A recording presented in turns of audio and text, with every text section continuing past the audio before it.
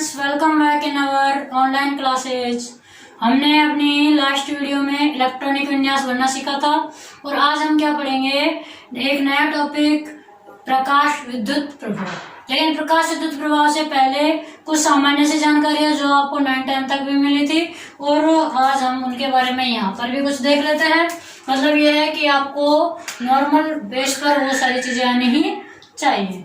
क्या है कि किसी तत्व को कैसे प्रदर्शित करें, जो आपका तत्व होगा उसको प्रदर्शित कैसे करते हैं, तत्व को प्रदर्शित करना।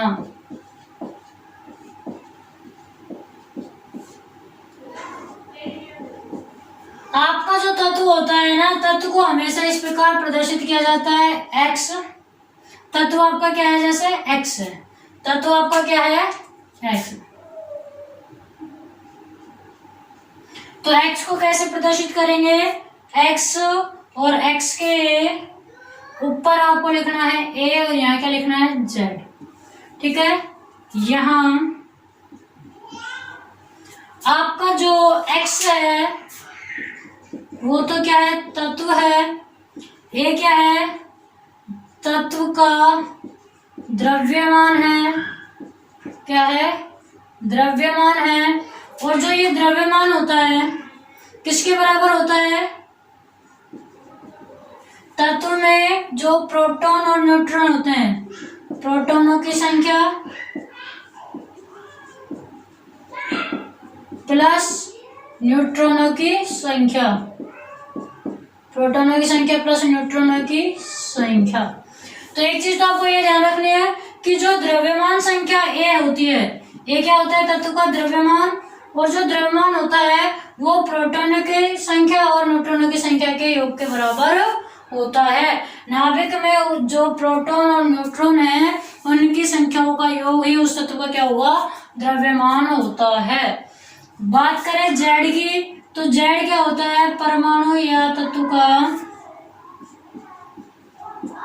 परमाणु या तत्व का क्या होगा, परमाणु क्रमांक, परमाणु क्रमांक। और परमाणु क्रमांक क्या होता है, जो तत्व जितने नंबर पर आता है वही उसका परमाणु क्रमांक कहलाता है। और जेड जो है वो किसके बराबर होगा, इलेक्ट्रॉनों की संख्या के। किसके बराबर, इलेक्ट्रॉनों की संख्या के। प्रोटॉन और न्यूट्रॉन तो नाभिक में पाए जाते हैं। किस में पाए जाते हैं, नाभिक में। ये दोनों सम्मिलित रूप से कहाँ मिलते हैं, नाभिक में। जबकि इलेक्ट्रॉन कहाँ होते हैं, नाभिक के चारों ओर। इलेक्ट्रॉन कहाँ होते हैं, नाभिक के चारों ओर। 10 तक भी पढ़ी होंगी ये चीजें, आज फिर से थोड़ा सा बताया है। तो अब मैं आपको एक क्वेश्चन दूं, क्यों बताया, क्योंकि क्वेश्चन सॉल्व करना है। क्या क्वेश्चन है, हाइड्रोजन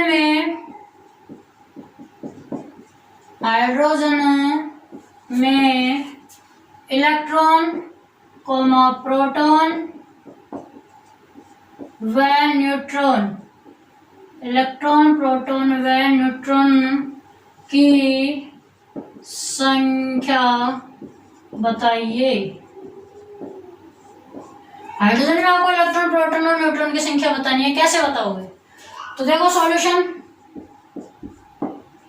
हाइड्रोजन को डिनोट कैसे करेंगे, 1H1। कैसे डिनोट करते हैं, 1H1।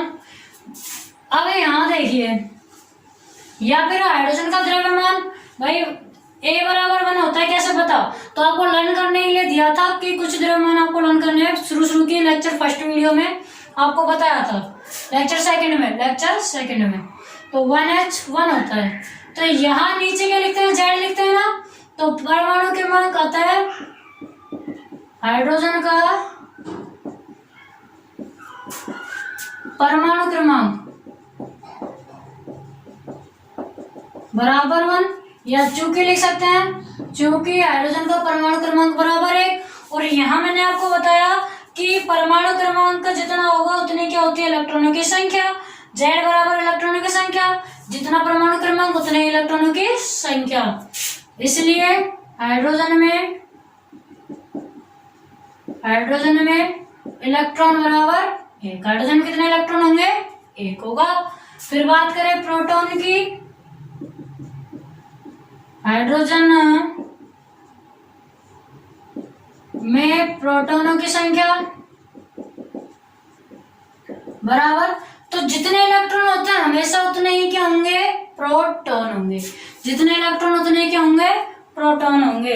तो देखो Z बराबर इलेक्ट्रॉनों की संख्या बराबर प्रोटॉनों की संख्या भी यहाँ लिख सकते हैं, ये ऐसे, वह Z बराबर प्रोटॉनों की संख्या, Z बराबर इलेक्ट्रॉनों की संख्या भी होती है और क्या होती है, प्रोटॉनों की भी संख्या। अर्थात किसी तत्व में जितने इलेक्ट्रॉन होंगे उतने ही प्रोटॉन। इसमें आप लिख सकते हैं अर्थात किसी तत्व में इलेक्ट्रॉन व प्रोटॉनों की संख्या समान होती है। क्या होती है, समान होती है। इलेक्ट्रॉन और प्रोटॉनों की समान होगी, न्यूट्रॉन की अलग अलग हो सकती है। तो हाइड्रोजन का प्रोटॉन, हाइड्रोजन में प्रोटॉन में कितने हुए, 1। द्रव्यमान, द्रव्यमान, द्रव्यमान में बताया प्रोटॉनों की संख्या प्लस न्यूट्रॉनों की संख्या, लेकिन यहाँ द्रव्यमान आपका 1 और 1 2 नहीं होगा, ठीक है। न्यूट्रॉनों की संख्या निकालेंगे हम। यहाँ द्रव्यमान क्या है आपका, 1 है, द्रव्यमान क्या है आपका, 1। ये आपको ध्यान रखना है, हाइड्रोजन का द्रव्यमान 2 नहीं होता, 1 ही होता है। अब न्यूट्रॉनों की संख्या निकाल सकते हैं, अतः न्यूट्रॉनों की संख्या बराबर, तो न्यूट्रॉनों की संख्या कैसे निकालेंगे, न्यूट्रॉनों की संख्या यहां से निकालेंगे। जो द्रव्यमान होगा वो प्रोटॉनों की संख्या प्लस न्यूट्रॉनों की संख्या होता है। अगर न्यूट्रॉनों की संख्या निकालनी हो तो द्रव्यमान में से प्रोटॉनों की संख्या घटा दो, आ जाएगा ना। यहाँ से फॉर्मूला न्यूट्रॉनों की संख्या बराबर द्रव्यमान संख्या, प्रोटॉनों की संख्या किस में जाएगी, माइनस में।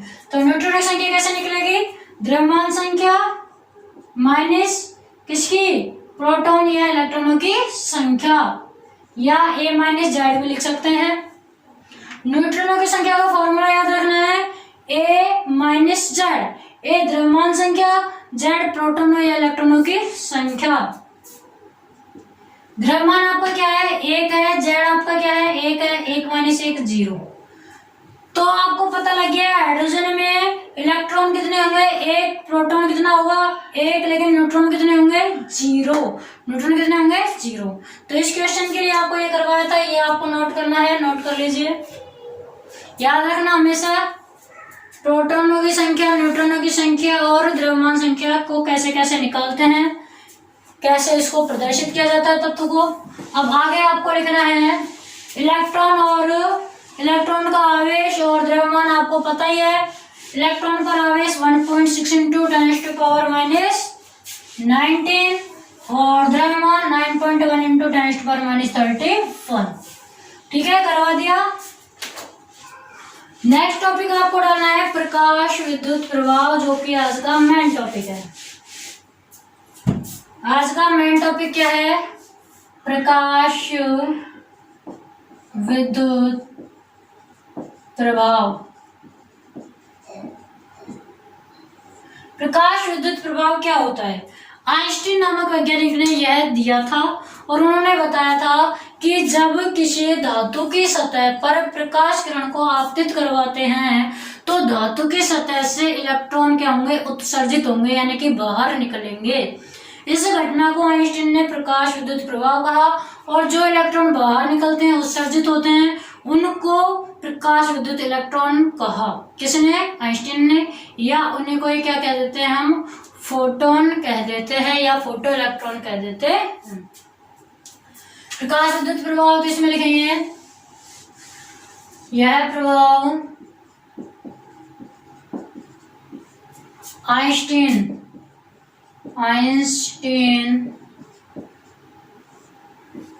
ने दिया, या वैज्ञानिक आइंस्टीन ने दिया। आइंस्टीन के अनुसार या प्रकाश विद्युत प्रभाव के अनुसार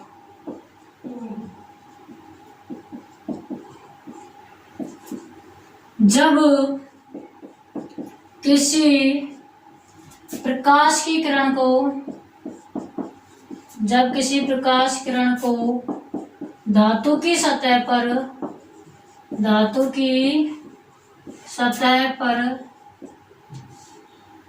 आपतित करवाते हैं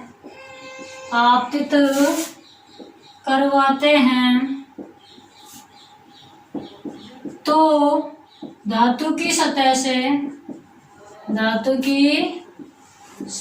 से इलेक्ट्रॉनों का उत्सर्जन होने लगता है, या धातु की सतह से इलेक्ट्रॉन उत्सर्जित होते हैं। इस घटना को जब किसी प्रकाश किरण को धातु की सतह पर आपतित करवाते हैं तो धातु की सतह से इलेक्ट्रॉनों का उत्सर्जन होने लगता है, जिसे प्रकाश विद्युत प्रभाव कहते हैं। होने लगता है, इस घटना को प्रकाश विद्युत प्रभाव, ऐसे लिखो, इस घटना को होने लगता है, इस घटना को प्रकाश विद्युत प्रभाव कहते हैं। प्रकाश विद्युत प्रभाव कहते हैं तथा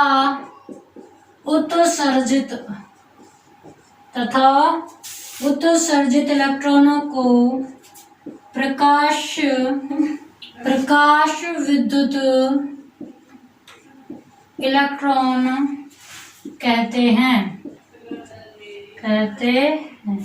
क्या कहते हैं? प्रकाश विद्युत इलेक्ट्रॉन। इस प्रभाव से, या यह जो प्रभाव है, देखो नेक्स्ट आपको लिखना है, यह प्रभाव प्रकाश की कणीय प्रकृति, कैसी प्रकृति? कणीय प्रकृति को सिद्ध करता है।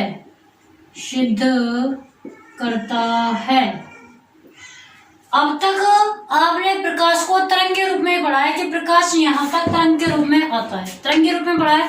लेकिन जो प्रकाश विद्युत प्रभाव है यह सिद्ध करता है कि प्रकाश जो है सिर्फ तरंगीय रूप में नहीं होता बल्कि कणीय रूप में भी होता है, कणों के रूप में भी प्रकाश आता है। मतलब कि जो प्रकाश होता है उसकी द्वैत प्रकृति होती है, दो प्रकार से पाया जाता है, कणीय रूप में भी और तरंग के रूप में भी। आज से आपसे पूछा जाए कि प्रकाश कितने प्रकार का होता है तो द्वैत प्रकृति, दो प्रकार का, कणीय और तरंगीय रूप में प्रकाश आता है।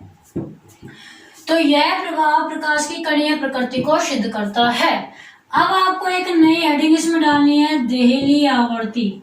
क्या? देहली आवर्ती, जिसको ν0 से डिनोट करते हैं। देहली आवर्ती क्या होती है? पहली बात तो न्यू क्या होती है? न्यू आवर्ती होती है और 0 लगा दिया तो वो है देहली आवर्ती। देहली आवर्ती क्या होगी? धातु की सतह से जब इलेक्ट्रॉन निकलते हैं तो इलेक्ट्रॉनों को निकालने के लिए एक निश्चित न्यूनतम आवर्ती की आवश्यकता होती है, वह क्या कहलाएगी? देहली आवर्ती। देखो, धातु की सतह से इलेक्ट्रॉन उत्सर्जित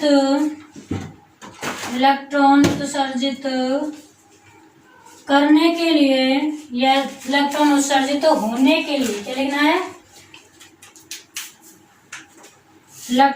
धातु की सतह से इलेक्ट्रॉन उत्सर्जित होने के लिए आवश्यक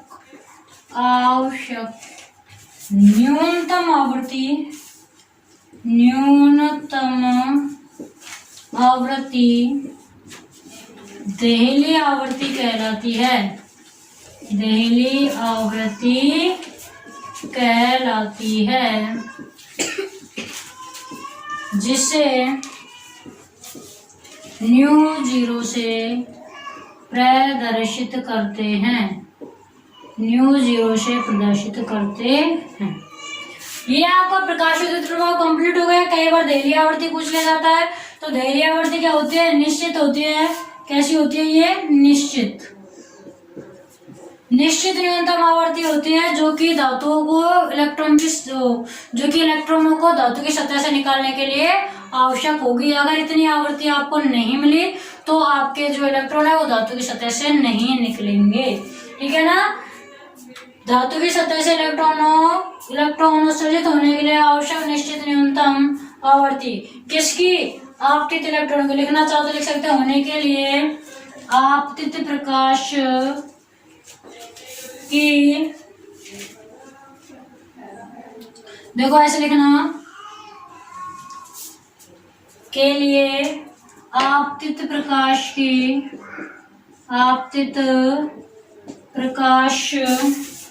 की एक निश्चित न्यूनतम आवृत्ति होती है जिसे देहली